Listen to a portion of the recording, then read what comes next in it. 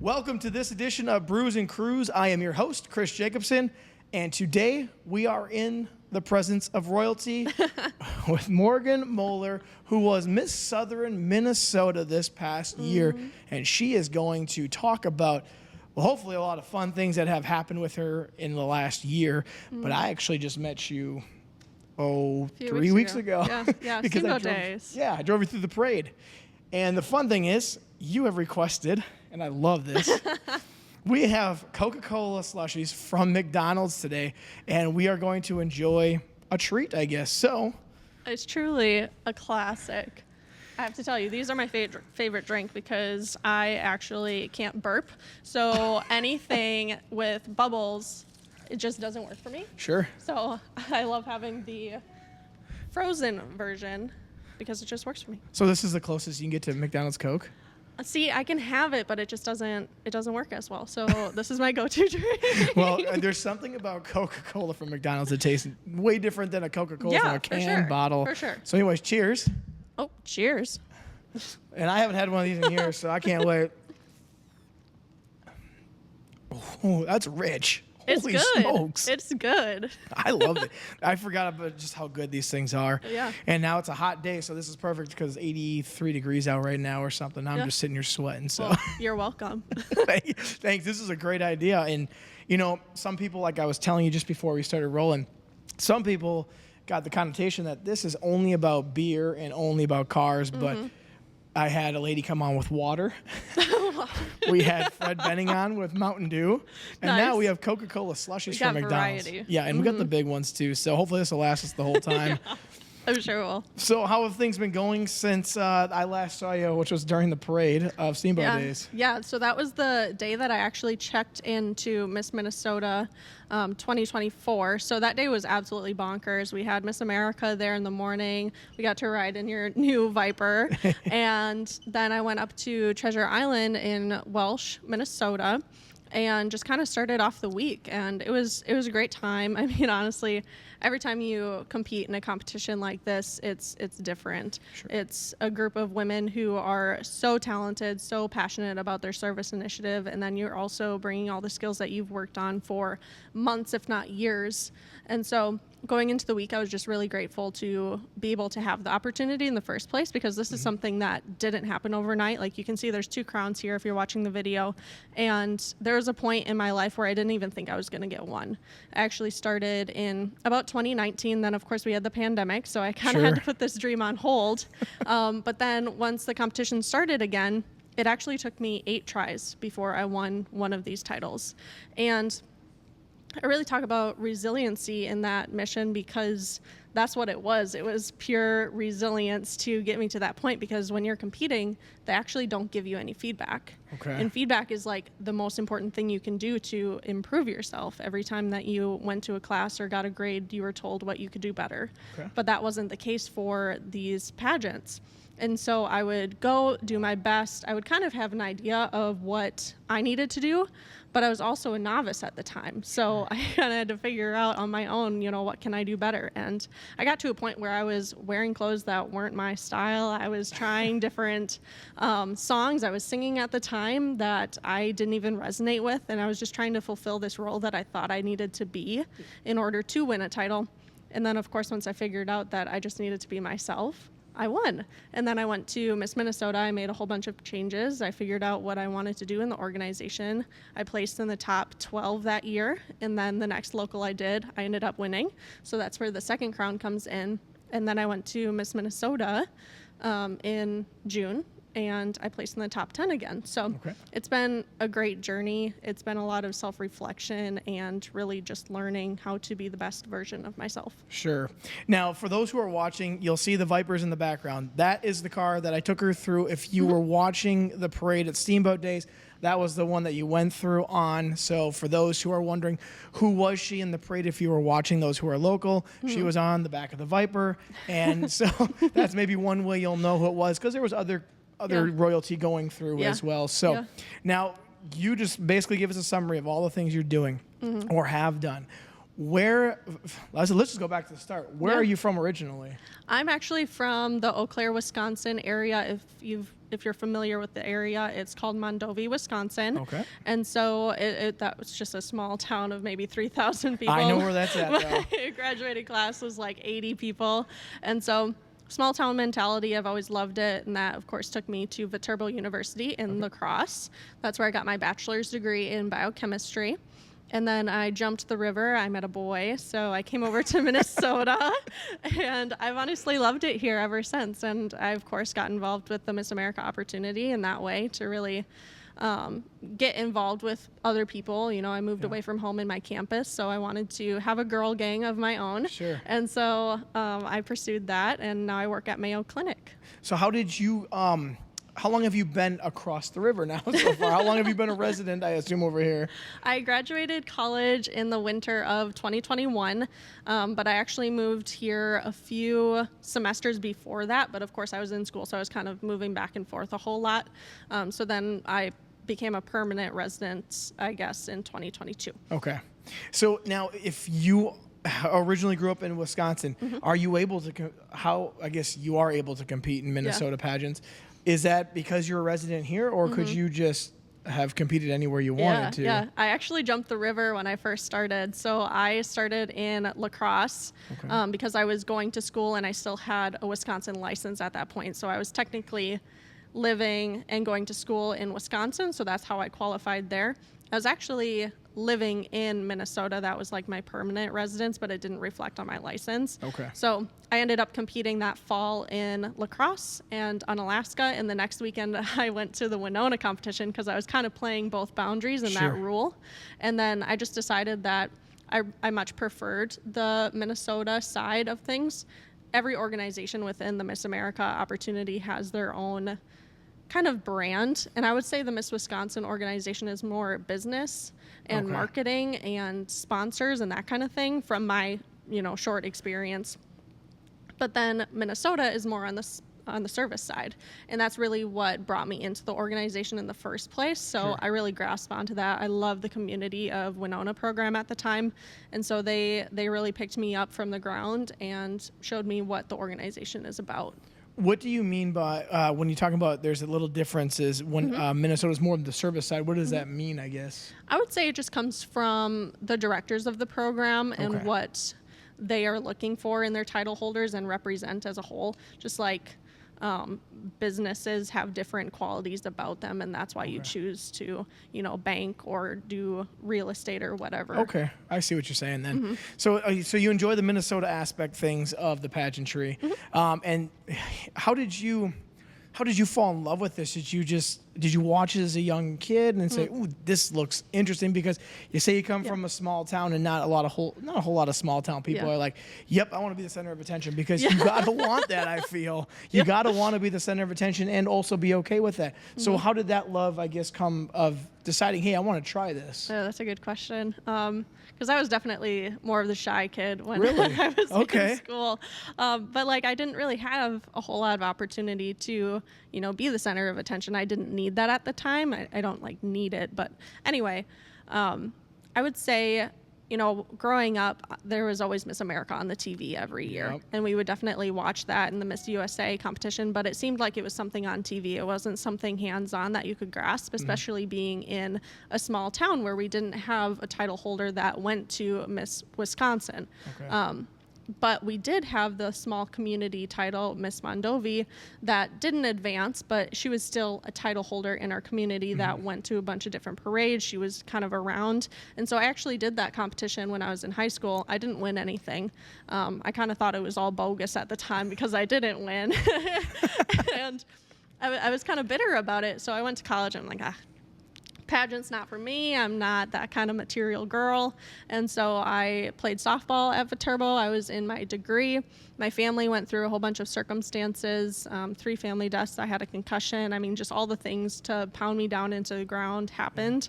And so I quit softball, and I decided that I needed to, get some help and figure out how to grieve and figure my life out again because I was struggling with school at the time. And so once I finally got to a place where I was comfortable and I was ready to add something on, I was walking across campus. It was about the fall of my sophomore year. And I saw Miss Lacrosse Oktoberfest competition. It was on my campus. And so it was happening at the time that I saw the sign, so I wasn't able to go. But of course, that night I was looking up who's the Miss Lacrosse Oktoberfest, and I saw on the Instagram page that someone on my campus had won. So I was like, wow, this is right in front of me. It's in my hands. Like, I could go find, awkwardly enough, maybe stalkerish, I could find this girl on my campus if I wanted to. And so I'm already stalking her on Instagram. I ended up messaging her and looking up more information on this organization. So I'm like, this is so cool. And so I met with her, had a coffee, and we talked all about the organization. And she's like, okay, if you want to be involved, we're definitely looking for girls this next time around because it's ever evolving. And she said, you're going to need a service initiative. You're going to need gowns. This is pretty much everything, a list of what you need to do to be prepared for this. Okay. And that's really how I got started. And she was just an awesome human. I still talk to her today. She was in the organization for Miss Wisconsin. She's, always just doing amazing things, and I look up to her for sure. But she was really the one that sparked it for me and kept my interest going throughout the years that the pandemic happened. And then, of course, when I wasn't winning, she's one of the pillars that kept me going. Okay, so now Oktoberfest, is that part of the Miss America program, or is that kind of like Miss Mondovi where you're just part of the community?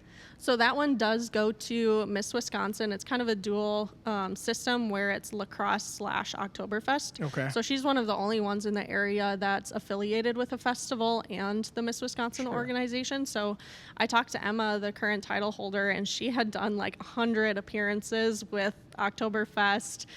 Just crazy amounts of service and great opportunity, but definitely a lot. So that's definitely one of the higher standard titles to go after. Sure.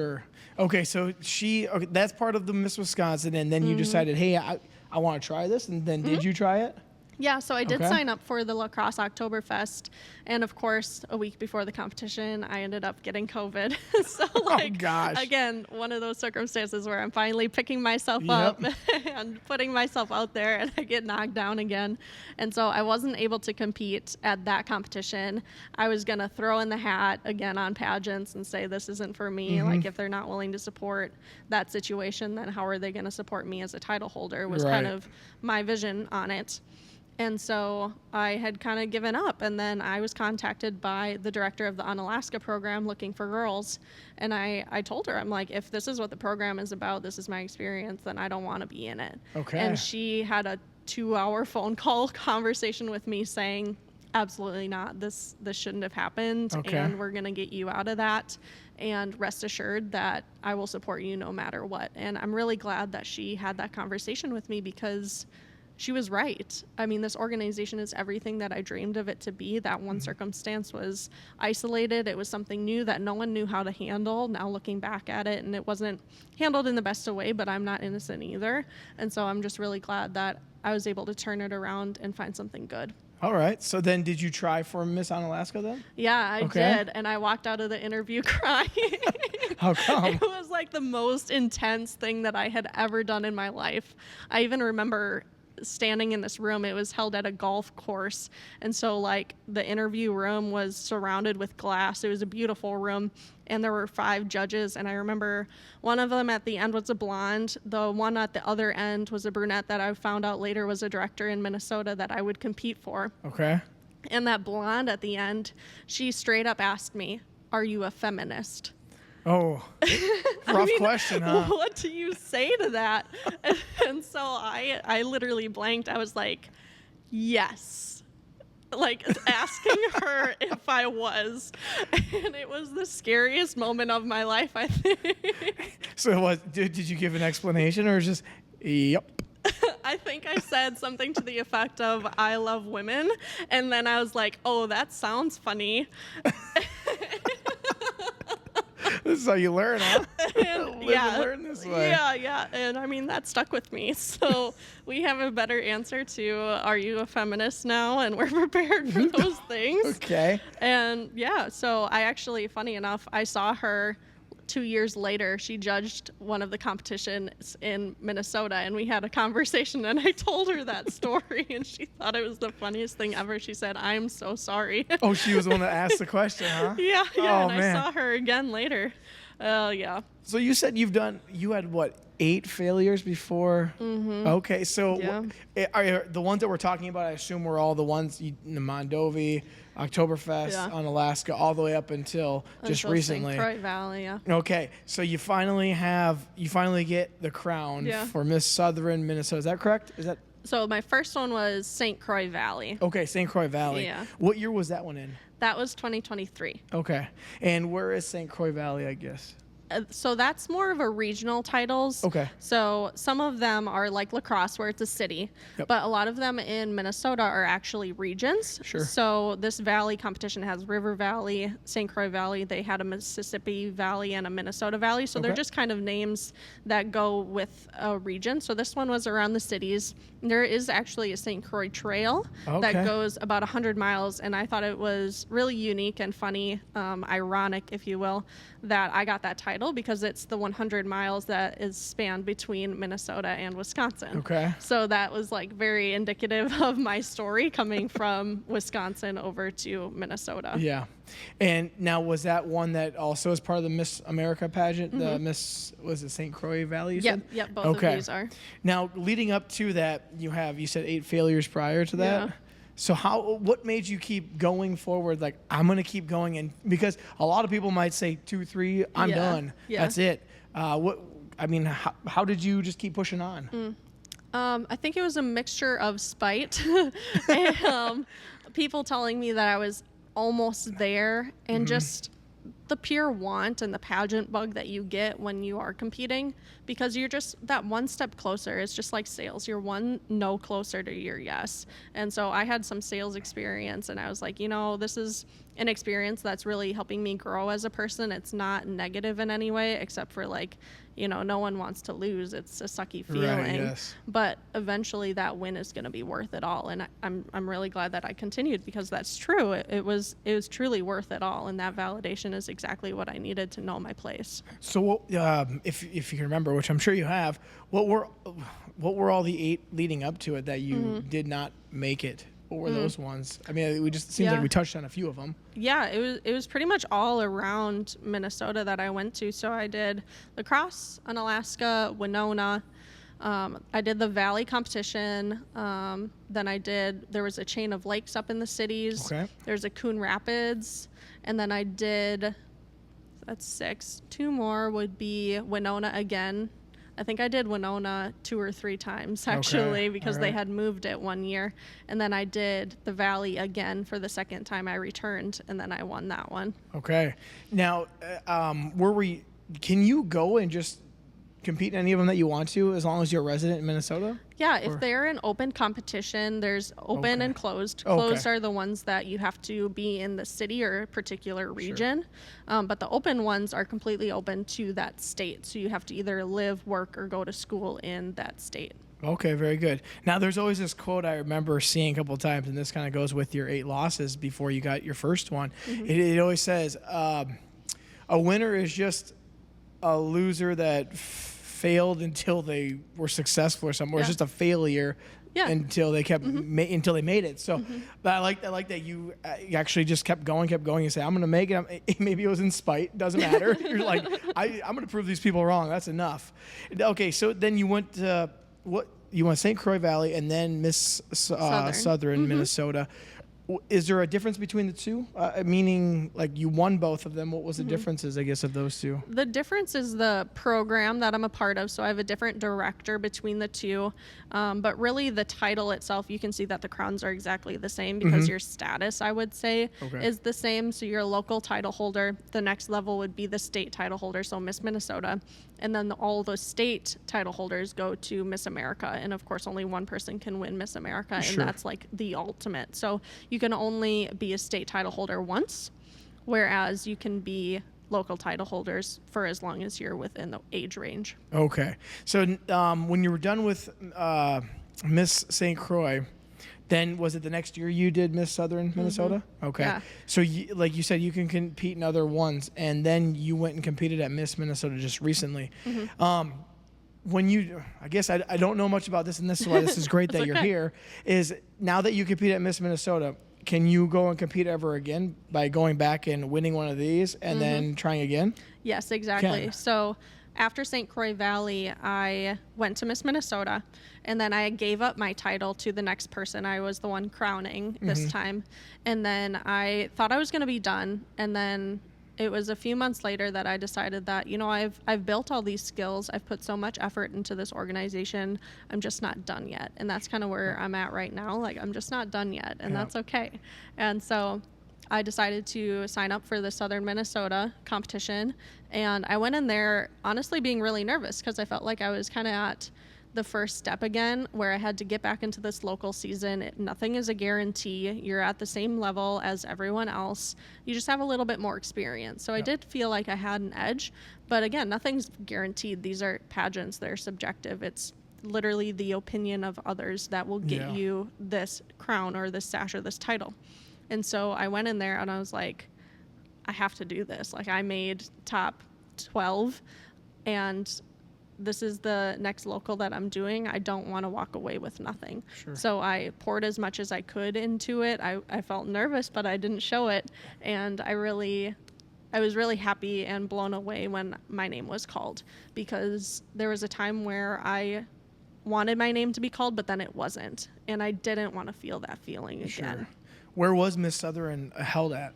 This was at Owatonna. Owatonna, okay. So what did you represent this last time? What portion? Just like all of Minnesota straight across of the southern part of Minnesota? I like to think so because it's southern Minnesota. I really like these region titles because you're not boxed into one area. Sure. I thought that being Miss Owatonna would be fun because that was one of the other open titles that I could have earned, but someone else was a little closer to that area than me, so it made sense for her to hold that title.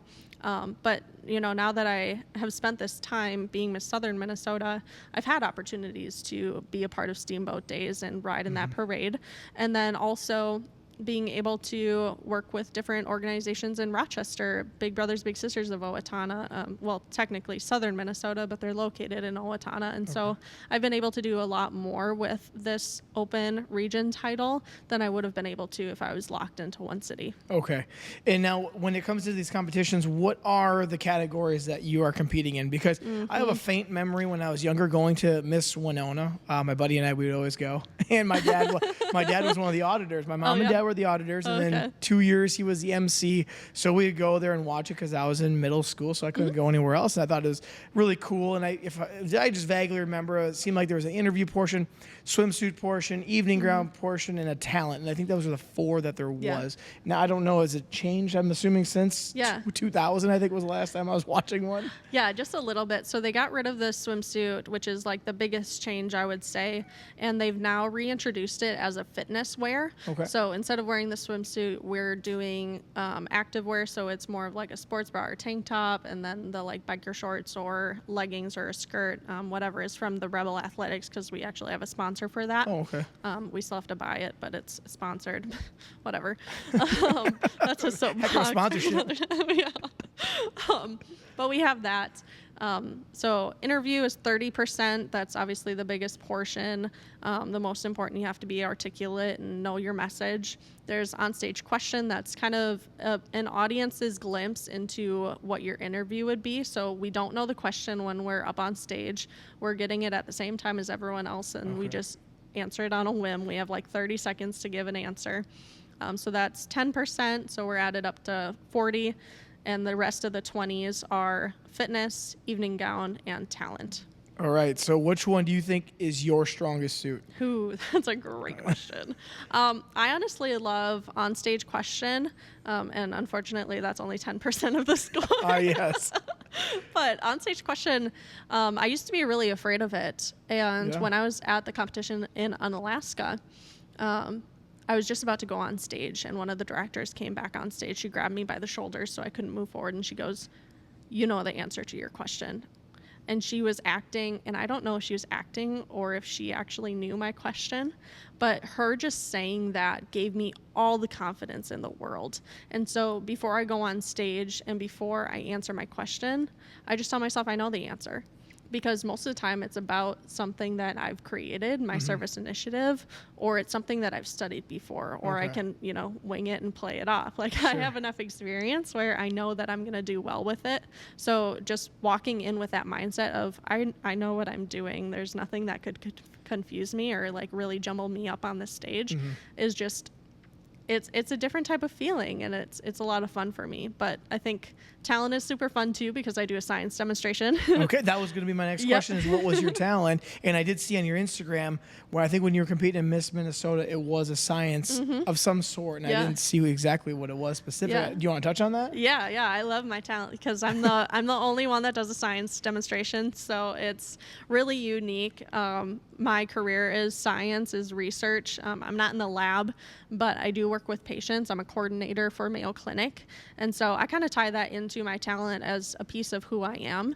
And so with my talent in a science demonstration, I like to call it an inspiration demonstration, because even though I'm doing a science demonstration, I'm not saying exactly what I'm doing and like the chemicals and all the words of what you would say to explain what the demonstration is, but I tell a story at the same time. So the science is kind of a vehicle, a supplement to what I'm doing, but it adds another layer of curiosity for the audience. So they're wondering, what story am I telling, listening to the music at the same time, but also seeing this demonstration unfold in front of them. Can we watch that online if someone wanted to watch it? Is it out there somewhere? I think it is on Pageants Live. That's a subscription, though. Okay. So if you really want to watch it, definitely DM me, and I'll just send it over. Well, I could possibly do that then. That'd be great. Okay, so you think the best thing that you do is your interview, but it used to be one of your things that you were most afraid of. See, now I'm the kind of person that I would love to go and talk in front of people over like studying for a test. And in case in point, I was in college, and I remember I used to go on ratemyprofessor.com. Yes. Is it still a thing? It is. It is? Okay. So I was in humanities, and I hated it. And I had a teacher. I didn't know. I was just signing up for classes. I didn't know what was going on. Hey, I'm taking humanities because I have to. Yeah. Guy, all it was is lecture, test. Lecture, test. Okay. So I dropped that, obviously, and I went on to rate my professor finally. I go, what's one that I can like pass a little easier? Yeah. And one of them said, you do like 3 presentations in front of 300 people throughout your whole semester. I'm like, that's right at my alley. I go, I would rather give a lecture in front of 300 people than have to go study for a test. And then I know people that I say, oh, that I would hate to do that. That would be scary and a nightmare. But I'm different like that, and I don't know where that comes from. I'm an only child, so it could be because I like the center of attention. So you had to talk to yourself. No, I just want to be the center of attention with Grandma and Grandpa's all it turned out to be. And I ended up being that. So I think that's why I like being in front of people and just talking to them. And it's a lot of fun. Hence the reason I kind of started this podcast. I just like being in front of a camera and with someone just talking. It just seems kind of natural. So that's awesome that you overcame that. And then now it's kind of your favorite portion, even though it's only worth 10%, unfortunately. So now when it comes to the fitness, do you have to do like some sort of routine, or you just walk out in the gear and then that's it? Because when I remember a swimsuit competition, all I remember is them walking out, couple poses, and they're off. Yeah. Is the fitness the same way, or do you have to do something like a talent? Yeah. Fitness is pretty much the same as the swimsuit, where it's walking, posing. They add spins and stuff to make it a little more dynamic. Okay. But it's definitely not a routine anymore. I know at one point our teens had to do a routine, and it was like head, shoulders, knees, and toes, do a push-up. You're doing like side planks, and thank goodness we don't have to do that, because it would be horrendous. Like I can do a push-up, but in front of 300 people, it would just be a little awkward, I'd say, at 24 years old. Yeah, I suppose. Now, do you have a coach or anything that helps you on the side to prepare for all this? Yeah, so I worked with a pageant coach for a while, but the fitness route, while we're talking about it, I actually went to Fitness Mentality with Christian Pressure, and he was super, super helpful just here in Winona. Yeah, it's right down the street. Yeah, I know exactly where that's at, yeah. Exactly. So he was super helpful, knows a lot about nutrition, and so I would join his small group classes, and he definitely helped me meet my goals that way. Was this on the list? Don't tell him. We're just going to not send him the video. Maybe just the Spotify link for the shout outs. That's great. Yes. So yeah, you had to work. So you work on all these things. What does do you have to hire the pageant coach, or do they just come with being in it? No, you fork out more money. Fork out more money. Gotcha. You do. Yeah, pageants aren't something that you just, collect the money on, I would say, unless you're, state title holder or Miss America. You can definitely maybe, have a plus at the end of the year. But this local thing, you get scholarship, but most of the time you're spending a lot more on just the evening gown alone, and that doesn't even count all the rest of the stuff. Right, yeah. So it's really what you make of it, though. I mean, some girls are better at budgeting than others. I'm definitely the type that I just want to do better, so I'm going to go to people that are going to teach me how to be better. Yep. Do they give you people to possibly work with, or do you have to go research your own and try to find a coach that's going to help you? Yeah, you just research your own. I think there's a few sponsors definitely for Miss Minnesota that helps the state title holder, but then of course the locals have to pay a little bit more, or maybe we get a discount. So we do have some resources, but not. I mean, you don't want everyone using the same resource, because then you're all going to have the same tools in your toolbox. Is that person local around here or where you live, or did you have to go to your coach, whoever that was? I worked with someone from Nebraska, so I went there twice or 3 times, I think. But otherwise, I mean, Zoom is a wonderful tool. Yeah. Social media is so helpful. Yep. Now, when we first started talking before the parade, you said that you had, I can't remember, you said that you worked with the Boys and Girls Club, but I feel like you talked about something else that you had, that you're part of, which is part of your mission, I guess. I can't remember what that was off the top of my head. Yeah, I work with Big Brothers Big Sisters. I also work with Limitless Ambition out of Ohio. But that's really my 2 bigger partners, I would say. Big Brothers Big Sisters is really where my mission started. It actually, Living Life Limitless is my official title for my service initiative. And it started out as a mentoring program, because that's what Big Brothers Big Sisters is. And I was just going to partner with them. It was going to be great. We were going to make big strides for the organization. I was actually working there for a little bit. And then I decided that I didn't want to be pigeonholed in just one thing. Okay. While mentoring is still very much a big part of Living Life Limitless, I wanted to be able to talk more motivationally and to a broader audience that could apply to businesses, to students, to pretty much anyone that wanted to listen to my message. Sure. So it's more so an empowerment movement than it is just one-on-one mentoring. Okay. Did you have to go speak at places with your mission? I've been able to definitely just take advantage of this platform, because, I mean, if you are a regular person off the street and say you want to talk to a group of kids, they might look at you funny and say, what's your purpose? Where are you coming from? Yep. Not just like this Good Samaritan thing, but if you have a crown and a sash on your head, then you give a little bit of that leverage to say, I have a mission. Oh, you're with a Miss America organization. I've heard of that before, so welcome in. So it's definitely given me some tools in that way. I've been able to speak with kids at the science fair, Minnesota State Science Fair. That was like 500 kids. Being able to speak in small groups with the Rotary Club in Owatonna this year, and then a keynote speech at the Exchange Club Scholarship Luncheon in, where the heck was I? Owatonna, maybe again. Okay. Yeah. Oh no, that one was in Rochester. Yeah. It's been 2 years. Just a culmination of many, many great things, but being able to speak to groups is really where I can see the difference being made, because after I speak, a lot of the times people will come up to me and share personal stories, and that's not something that you get just, delivering a speech or just being, in a store or whatever. Like, people don't just share vulnerable parts of themselves with you.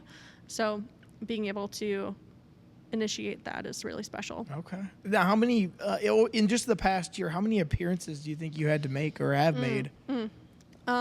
In the past 6 months, I've done about 80 hours of service. Okay. And I also include commuting in that. So, sure. I mean, it's not all just being in front of people, but it's, it all counts as service too. Yep. And so, I mean, I've been able to be in front of probably 10,000 people, but also be able to share my message on podcasts, on social media, on publications to probably 500,000 people. Oh, dang, that's really good. That's awesome. Yeah. What other podcasts and things have you been on to share your message? I actually have my own podcast. Oh, you Yeah, do? How do we plug surprise. that right now? Yeah. So I've done 2 seasons now. The first season I did before my first year at Miss Minnesota, and I had a few guests on there. I talked to that one person who kind of started my adventure. I talked to former reigning Miss Illinois, and so like we've been able to just have people on there and talk about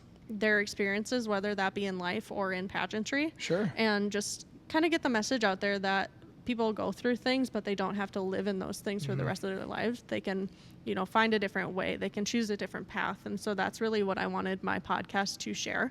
So it's really just a resource out there that's not ongoing like yours, Okay. but just kind of a resource that if you need to hear some real life people and those real life things, then go to this podcast, listen, see if you can take a few words from that. Okay. Now you have 2 seasons, you said. What does, I guess now I'm kind of going into podcasts slightly, but that's okay. What does a season consist of then? I don't even know. Because when I put mine on there, it just says, do you want to put a season on there? And I just say, no, just episode after episode. So I don't, what does a season consist of then? I just called it a season because that's just kind of what it was for me, where it was just like 10 episodes the first time. I think I did 6 episodes this last time because I was just so busy. So I just tried to get as many messages out there and people on there as possible. And that's just kind of what it ended up being with my busy schedule, and that's okay. Yeah, that it's awesome. I think this is just an awesome platform where you can just go out and just start recording, and you can push it out there. And if someone listens to it and says, "Hey, one person got something out of this," fantastic. Yeah, if a whole bunch, even better. But you know,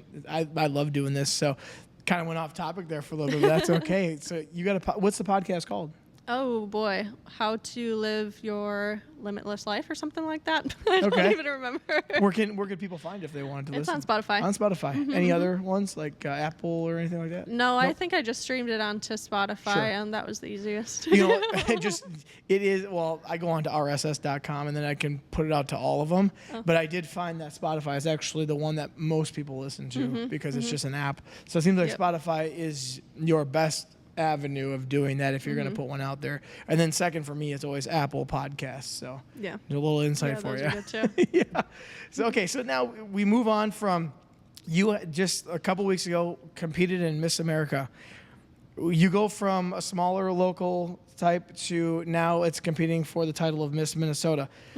What's the biggest differences, or are there any differences in competing in the two from Southern Minnesota or is it South Minnesota or Southern? Southern Minnesota to Miss Minnesota. What's the differences? Yeah, that's a great question. I mean, the competition itself is the same, but the rigor of competing, I would say, is completely different. When I was first interviewing coaches to be a student athlete at college, I had an interview with the coach that I ended up working with at Viterbo University where she basically said everyone that is going to be on the softball team is the best from their school. So you might say that you're the best at second base, but that's from your school. And I'm going to have another girl that's the best at second base from another school.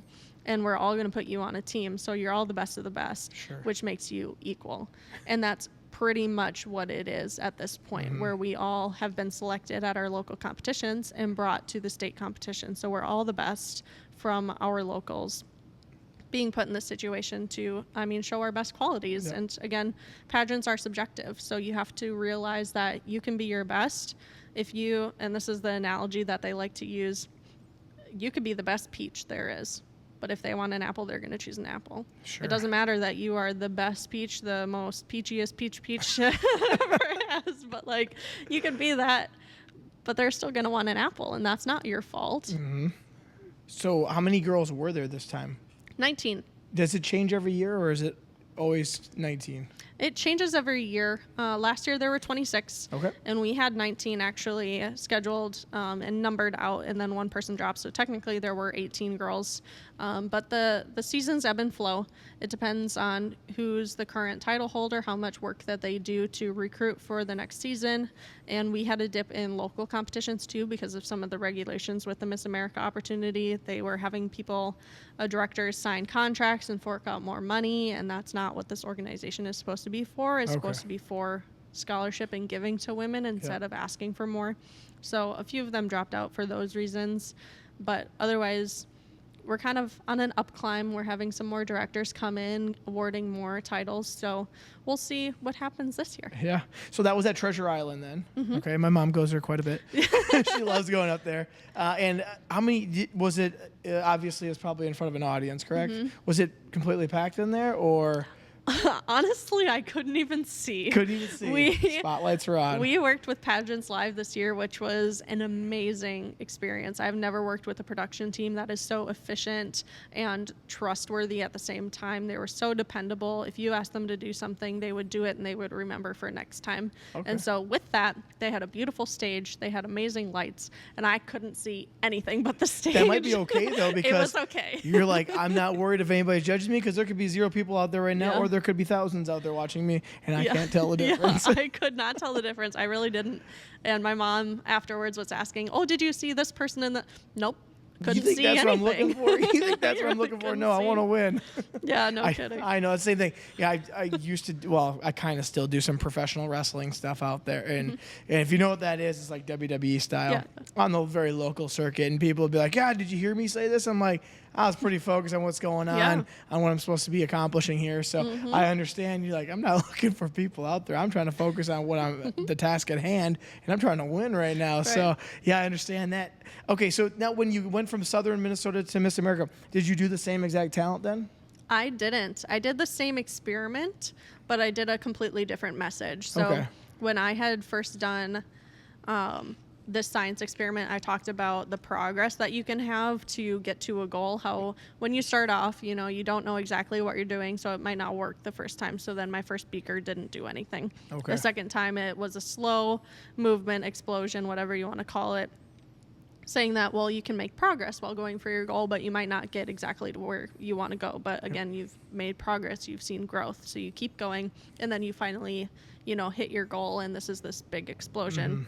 And so that was the first thing that I did, and the judges really liked it. They thought that it could have been bigger, but they were also way at the end of the auditorium. So I was like, well, we'll take and leave that advice, and I can't really control how explosive chemicals are, but I'm glad you think that I have that power. I'm trying not to blow up the casino either at the same time. So this time around at the state competition, I wanted to be a little bit more vulnerable and share a personal story. So I talked about my situation with my grandfather. He had Alzheimer's disease and passed away 5.5 years ago. And so at that point in my life, I was trying to figure out what the heck I was going to do with my career. I was a freshman in college. I just started my degree, and I was pretty much failing, barely passing my classes. I had C's. I was a straight A student in high school, graduated 8th in my class. And so when I went to college, I was like, this is going to be easy. All I need to focus on is school. And I was humbled very quickly. Yeah, it depends on where you go. I my first year I did community college, and it was like just going through high school. So I was getting A's and B's. And then I went to the university after that, and I was like, whoa. It's different. A little shock into my system here, because you need to have a certain GPA to continue going on. So, I mean, you can get a D, but you're going to have to probably retake that class either way, because you don't have and then you're paying for it. And then you're paying for it all over again. Yeah, so it's a little different. Yeah, you're right. So then when this is a question I want to know, because I know what it's like when I'm going out on stage for wrestling or to the ring. What do you feel just before you're about to go out and do your competition, whether it's the talent portion, whether it's the interview? Are you back there just kind of nervously waiting? Are you nervously excited, or just like, oh my gosh, I just don't want to mess up? How's your feeling? Because mine is always, I'm sitting back there, I'm nervous in the sense of I'm excited to get out there and perform, but you got that little nerve, like that little, I don't know, butterflies in your stomach. How do you feel before you go out for anything with pageantry? It really depends on how prepared I am. Because if I've ran my talent 100 times, I can look at that and say, statistically, I shouldn't mess this up. And like, I've done this 100 times, and really rely on the facts instead of rely on the opinion of your limiting beliefs. And so I'm standing there. I'm like, I've done this a million times. I know what I'm doing. We do our power stance, and we're like, this is going to be great. It's only 90 seconds of my life as my anthem this year. It's only 30 seconds. It's only, you know, a little bit of time that I can fake it until I make it and be the most confident version of myself to really put it out there. Okay. So when you're competing for Miss Minnesota, you're obviously competing for the title and the crown, but you said it's a scholarship pageant as well. What's the winnings then that you're shooting for? If you win? Miss Minnesota gets $10,000 in scholarship. Okay. And so, I mean, that would cover all of my student debt. So that would be really cool. Yeah. But right now, I'm getting $1,000 for my scholarship with Miss Southern Minnesota. I got $500 last year, and it really just depends on the program and how much funding they have, how many title holders and so forth. But pretty much the minimum right now is $1,000. But you can also, you know, the more speeches you give, the more programming you do, you can, you know, pretty much pay yourself in scholarship to get more money. Okay. And now you said you had to go, I think you said you had to go a week up beforehand to practice and do all that for Miss Miss Minnesota. Yeah. How has work been with handling all that? Because I assume you had to take some time off, or do they excuse you because of that, or do you have to make sure you have yourself some vacation time set aside? Yeah, I definitely had to have PTO, but my unit is very, very flexible when it comes to that and understanding. And ever since I won my first title, I've been very upfront of, you know, I have to work in order to live, but this is also something I'm really passionate about, and it's service. I mean, you really can't argue with just doing good in the world and spreading an important message. And so they've been really supportive, you know, always wanting me to win, but selfishly behind my back probably saying that I hope she comes back.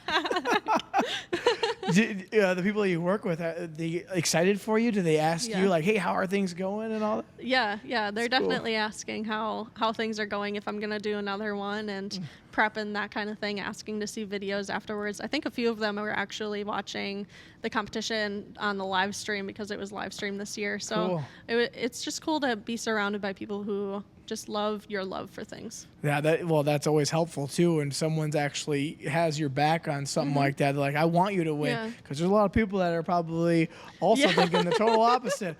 I hope she doesn't win because maybe of a jealousy factor, and that happens all the time. So that's great that you're surrounded by not only good people, but also a good company that will allow you to be flexible and understand what you're going for, and you're also going for a good message and a good cause as well. So it's not like you're doing something totally out of the blue that doesn't make the world a better place as well. So that's awesome. So now someone asked you that question that I was going to ask you. Are you going to now compete again at another open competition and try to go back for the title of Miss Minnesota? Yeah, I'm signed up for the Miss Morris competition right now. That's held in Morris, Minnesota. Okay. It's about 5-6 hours away from here, so it's a little ways bit away. of a drive. I actually got my car serviced the other day, and he walked up with my receipt, and he goes, "You've put a lot of miles on your car," and just questioned me. I'm like, "I'm so sorry. It sucks for me more than it sucks for you because I'm gonna have to buy another one." But that was just funny. Well, you're probably in there every couple of months. I need an oil change already again.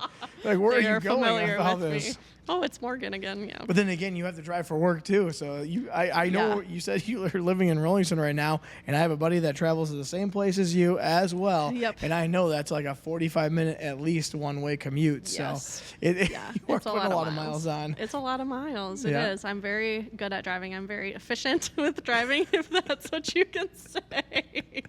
Hopefully you're going to get a hybrid here soon, I would hope, if you don't already have one. My car does pretty well. I think she gets about 30 miles to the gallon. Oh, but good. If my fiance has a hybrid, so we kind of switch on and off who drives, because we can commute together. We have similar enough schedules, and then working out together too. So sure, that just works out. So when is the next? When does Miss Morris? That's what it's called, right? Miss Morris. Yep. When does that competition take place? Then? That one's in a month. It's on August 3rd. Oh, okay. So I have a few weeks to prepare yet, but that one's going to be fun. I'm really excited. It's a great program. I've talked to the director several times. I've got a sponsor up there already who's going to foot the bill for me, and so really just meeting a great community already of people, and I haven't even been there. Sure. And then so the goal would be when that go back for the Miss Minnesota crown. Yeah, and then have this whole year to prepare, really. Right, yeah, that would be really nice, wouldn't it? Because when did you win the Miss Southern one? When was that That competition? was the end of January. So I really only 7 had months-ish.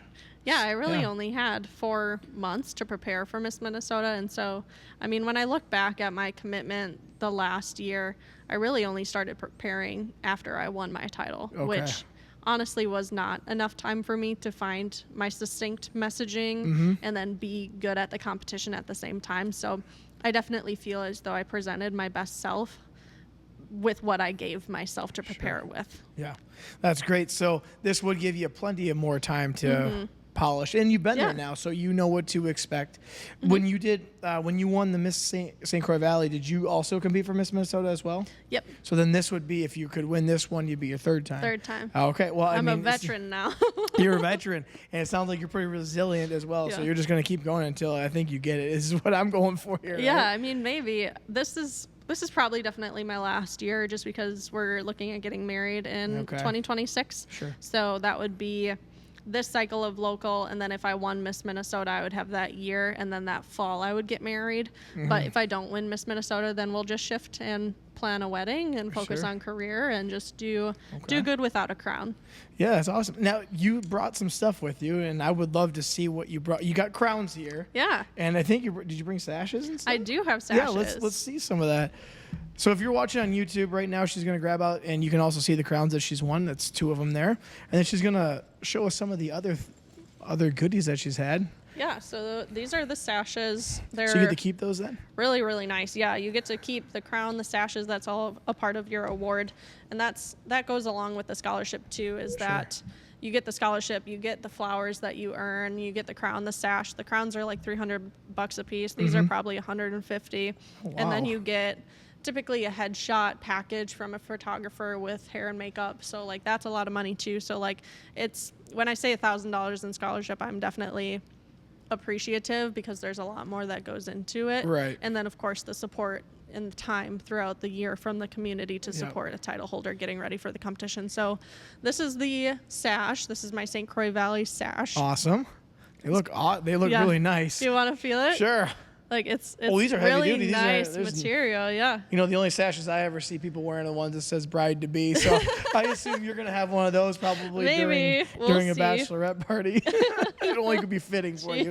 And then on the top it says, Miss America. Miss America. So that's like the official logo. You know, most of the time when people see girls in crowns and sashes, they're like, oh, you're a princess. And it's like, well, I mean, kind of, because I have a crown, but I'm also a lot more than that. Sure. You know, and then you get to talk about your initiative, and this is my current sash. It has more pins and glitz on it.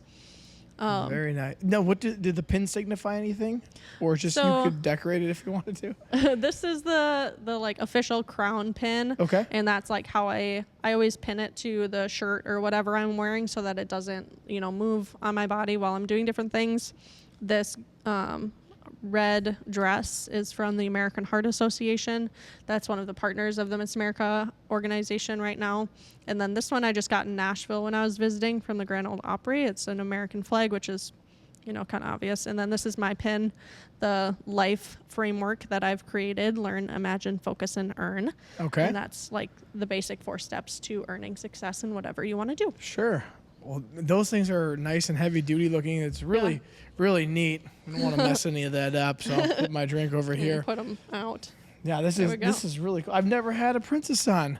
This is amazing to have a princess. Royalty. Now, when you got to feel this way, and I just want to ask you, when you go to like a parade or some sort of event and you're wearing this, do you just like feel very confident when you walk into a room, or is it just you're wearing this and you're still like, I'm still iffy about, being the center of attention maybe? Yeah. I don't know. I feel like if I walked in with that, it'd be like a boxer with a championship belt. They'd walk in the room and just command the room, I feel. I don't know. How do you feel when you walk into a room with all this on? It kind of depends. I mean, I wear it as a badge of honor because I know how long I wanted one of these. And so I take every moment very seriously, nothing for granted, because I know that there are still women out there who haven't won, who want to win so badly. And I just know what that feels like. So I feel like I'm wearing it for them. I'm wearing it for my former self. And so I, sometimes it's a little awkward being the center of attention where, all the eyes are looking at you. Why the heck are you here? What do you have to do? Yeah. And then you're like, oh, I'm speaking. And then it makes sense. And then they hear your story and you're like, oh, you're a real human. And I've gotten compliments before where people are like, well, you're not wearing a ton of makeup. It's really nice to be able to see your face. Sure. And like, I can tell that you're a real person. And that's just because that's what this organization is about. It's about the relatability in your messaging and being a real human, because in a world that's just so tense and has mental health crisis and all these other things, it's important to show up as your true self and show kids and other people that you just need to be yourself to Absolutely. make a difference, and it doesn't take much to be a good human. No, and this is really cool that you have all this. Now, how do the crowns work here? I mean, I'm looking at this crown here, and I see a couple something that would stretch. It looks like, but you got to pin it on then. Or? Yeah. So on the crown, you can see that it's like pretty flat. Yep. My head isn't flat, so that's like my one grievance with this crown if I ever do complain.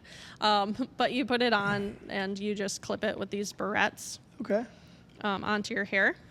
Do you do that to yourself like now, this. or does someone have to do that for you when you're doing it? Or are you getting pretty good at it? I'm pretty good at it now. I'm learning some more tricks as we go. Sure.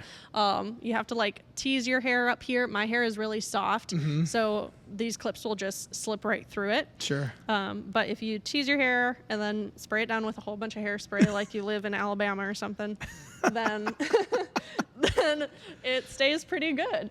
That's great. That's awesome. So now, you just kind of touched on this a little bit, but you did just recently get engaged. Yeah. And it looked like it was on a golf course. Yeah, it was. Yeah. He, funny enough, I kind of ruined it the first time. Are you going to do a double take? I'm a horrible person where I don't like surprises, Oh, and no. like nothing can get past me. If you've ever watched Suits. I have not watched Suits, but I hear a lot about it. Okay, well, if you have watched Suits and you're listening, I'm like the Donna Paulson of Minnesota, because I pretty much know everything that's going on. I can pick out any scenario before it happens, and I'm just kind of a planner like that, very type A perfectionist. And so we were driving back from work one night, and he was talking about taking pictures and something about Whitewater State Park and going hiking. And I'm like, we haven't been hiking in like ever. And I already see where this is going. he's like, well, it would maybe be nice if we could like, go hiking at like sunset. And I'm like, then I would be all sweaty. And there would be bugs, and like everything he was trying to say, I was just shutting down. Well, turns out he was gonna do it the next day at the park. Well, I kind of figured that's where that was going. And so like 3 weeks after that scenario, he's like, remember when? And I was like, oh, I didn't mean it.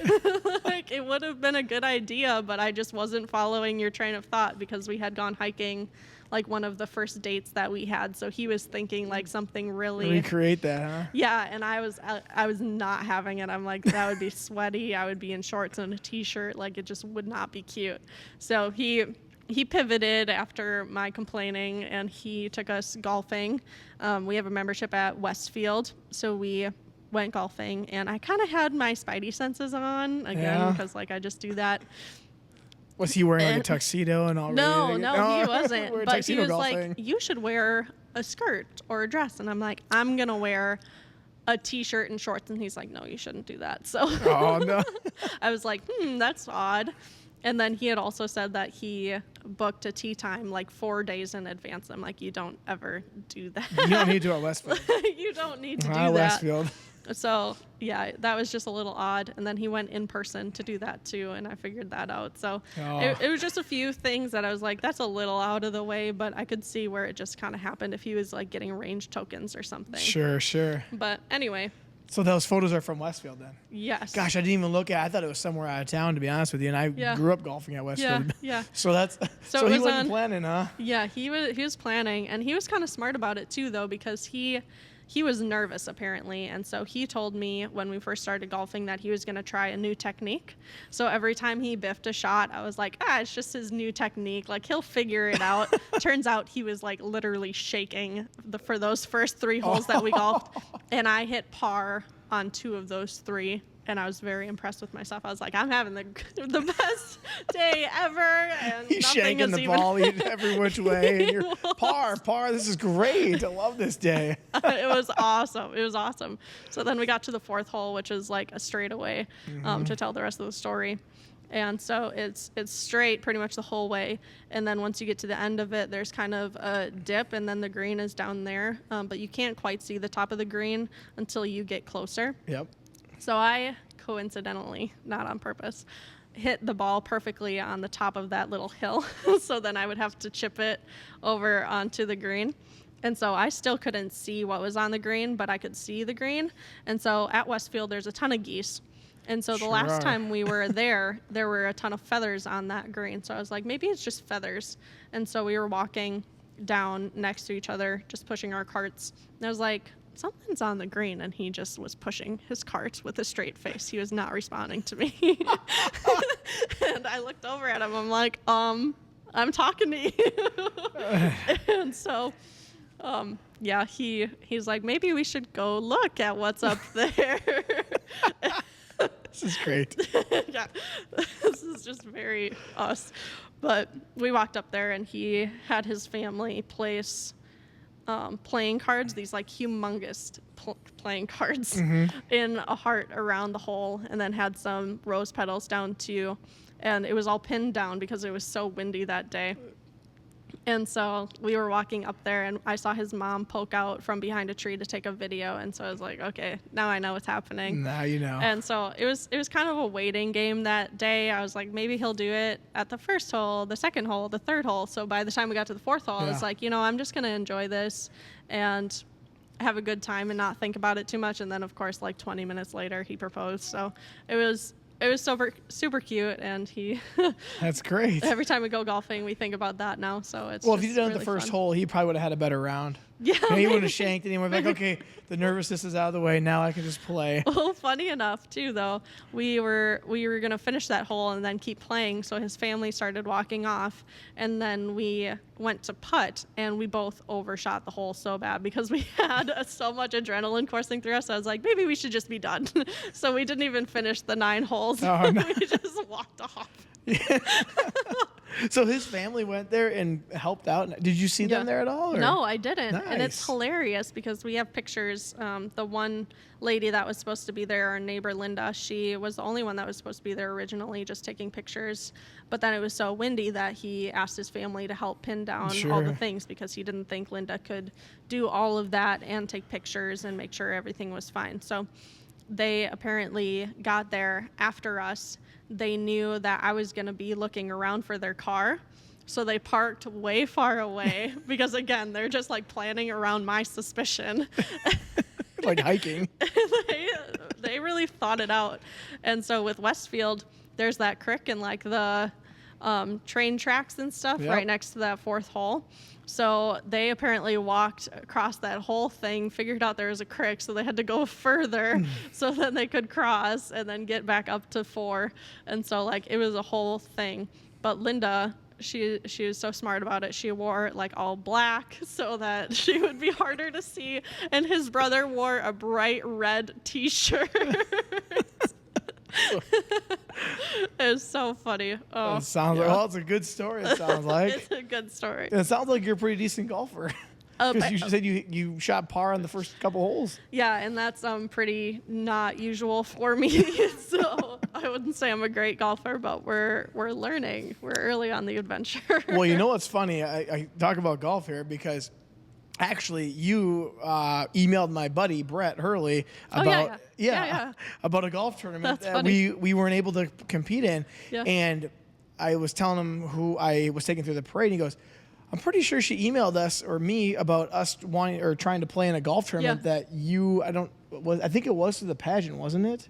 Or what was it? What was the organization for? I can't remember. It was for Yeah, The scholarship. Mhm. Yep, I think it was somewhere in the spring, and he's like, "Yeah, I'm pretty sure that's the Yeah. name." And I'm like, Yep. "That's kind of funny." I go, "She's actually coming on the podcast." He's like, "Oh yeah, say something about that." I'm like, "All right, well." Yeah, that's hilarious. Yeah, that I did 2 golf tournaments, one over at the Grove in Cochrane, and that one was, I think, the first weekend in April, and it was gorgeous out. Well, we had It a was great like- spring. Yeah, it was like 65 or 70, super sunny. It was so nice. But then the next weekend was supposed to be Westfield, and that one got rained out, if not snowed on. Actually, we were signed up for it, and that's what happened. Yeah. Yep, we were So- actually signed up, and it got snowed or rained out. I mean, you never know in Yep. Minnesota what's going to happen. Yeah, so then I ended up rescheduling it, and then I think it got rained out again, or maybe there weren't enough people and it rained, so I just blamed it on the rain so you guys wouldn't know. Yeah, because it was at Westfield, and it was on a Saturday morning, I'm pretty sure. Yeah. And we were actually signed up for it. Yeah. Funny enough, we were Yeah. actually signed up for that because now I remember that. Yep. And we're like, oh, this is going to be the first time of the year we're going to go out so much earlier than we normally do, and Yeah. then it did get rained out. I remember that, but then I don't remember if it ever. No, it was going to get rescheduled, I believe, but then you probably didn't have enough people to commit because Yeah. I think it went the next weekend, and we weren't Yeah. able to be there either. So Yeah, there was something going on that weekend because so many teams were busy. Yep. And then I ended up rescheduling it the first or second weekend of June. So yeah, we got it done eventually. That's good. So now, outside of all of the pageantry and everything that we talked about, what other things do you do on the outside for hobbies and all that other than golf and get proposed to, I guess? Yeah. You hike once, so Gosh. not a second time, though. We're actually going to Whitewater to do engagement photos, hilarious Perfect. enough, this weekend. So we will be doing some hiking, ironically. So there's that. Besides golf, I also like to play softball. Okay. So we kind of mess back and forth with the swing, but we're gonna do some lessons for golf, I think. But yeah, I am doing a softball tournament. I'm getting back in the groove of things. You know, for so long I was super competitive. I was on varsity throughout high school, and then of course having that 1 year of college softball. I took a break after that because I just thought that getting back on the field would be hard to be recreational. Sure. And so I was like, I'm going to be too competitive. People are going to get grumpy with me because I'm going to get mad. And so I decided this was the year that I was going to get back on the field, and turns out they are just as grumpy as I am, but like in a good way. So they're competitive where they want to win, but they're also there to have a good time. Yeah. And so it's been a lot of fun being back on the dirt and Yep. you know, Are you enjoying talking it. now fast pitch or slow pitch? This is slow pitch. Yep. Okay. This I is play the that. first time I've ever played slow pitch, so my batting stance, you know, I start lunging forward. And Oh, it's I ugly know. to watch, but I can't wait for the ball. I'm pull hit all the time because I played baseball growing up. So I'm just Yeah. waiting for the pitch, and I see it. I just can't hang it's back. hard. It is hard. I have to like count to 3 to make myself wait. It's so bad. Well, I play that about at least 3 nights a week, sometimes 4 if I'm playing in a tournament. Oh, wow. So I've been doing that for a long time. So I know there are girls out there that are very competitive. Mm-hmm. And, you know, the way I feel is like, if I'm going to play, I want to be competitive to start with. And then, you know, it's only 1 hour a week-ish. Yeah. I'm like, then we can joke and have fun afterwards and have beers, whatever. Yeah. But I'm like, well, I'm here and I'm spending my 1 hour here. I want to win and I want to compete. I play in the higher division, so I'm not there to goof around because I play worse if I goof around. I want to be there. Yeah. So I understand you're probably competitive too. Now, are you talking about playing in Winona or another area? I'm playing in Rochester right now, Okay. just because I'm probably going to be moving to that area in the next few years. Zach is a PT student at Mayo Clinic, and so he's going through clinicals right now. He'll graduate in May, and then we'll probably move up there. So a lot of changes happening in the next few years, but all exciting things. But- Yeah, it's always exciting. Yeah, I figured if I joined a team up there, I would probably make some friends, if not just have more acquaintances to be around, so that when we do move up there, if that's what we decide to do, then we're not, you know, just 2 birds on our own. Well, sports always bring people together, I think. Yeah. I mean, you're all there for a common purpose. Same when you go golfing. Sometimes you just go sign up and you're golfing with 3 other people, and it's like, Yeah. oh, hey, how you doing? We're all here for the same thing. Yeah. And you meet people that way. So I don't know. Yeah. But so, is there anything else you'd like to add to the podcast as we're winding down here? I mean, we talked about a lot of things, but is there something that I didn't touch on that you would love to address or talk about? No, I think we've got a good word out there. I Yeah. think we've covered everything pageants and talent and everything life. That's right. Well, it's been a privilege to get to know you actually here. And now that hopefully we got a little bit of relationship, so I'll see you out in public and now we'll Yeah. know each other That'll other be than an fun. email for golf tournament and riding in the parade together. But it's been great to know the insights of pageantry because this is funny. When I was in high school, for the Big Brothers Big Sisters program, we put on a Mr. Winona Senior High School pageant, and I did that obviously, but I didn't know how much I loved being in front of people on a stage, and I did that, and I was just kind of like, I remember back, I'm like, yeah, that was kind of fun, and it was just for, just to raise money for Big Brothers Big Sisters, and we did. I remember choreographing the beginning dance, and I was like, this is actually kind of fun. I enjoyed this. This is awesome, and then you got to go and. I don't even remember what the rest of it was like, but I got pictures and they gave us a sash too. It wasn't like this. So. Yeah. But I remember doing that and it was so much fun. I was like, and now learning what real pageants are like, it's awesome because you do so many things. You have some stresses I'm sure of, but then you're also working on these things possibly year round or for a long time because it seems like one after another happens. In my mind, I only thought that pageants happened in the summer because that's all I knew was Miss Winona. Oh, right. And so I didn't know that there's another one. Like you said, you're coming up on one here shortly. And the other one that you were part of was just in January. Yep. So I thought they only happened in the summer months. I had no idea. And then you talk about the differences of things that have happened. So I think it's really awesome for those who want to be part of it because there's hopefully some little girls out there that are looking up to you girls and thinking, man, I would love to wear that crown. I'd love to wear that sash. I'd love to do all these things and hopefully make a difference in the world like you are doing right now. So it's been very awesome having you here and having ourselves some slushies. Coke slushie. These are just as good as the Coke from McDonald's. It's just in a slush form, and I love it. So, Without the bubbles. Without the bubbles. So anyways, thank you for coming on, Morgan. It's been fantastic getting to know you here as well. And for those who want to watch this, go on YouTube, check it out. Also, what's your podcast again? How to Live a Limitless Life. How to Live a Limitless Life. And you can go on Spotify and find that. And it would be fantastic. Go follow her. Check her stuff out because it's going to be different than what I got here as well. So, but this has been another episode of Brews and Cruise. I am your host, Chris Jacobson. And I want to thank, this is how I know you as Miss Southern Minnesota, Morgan Mohler.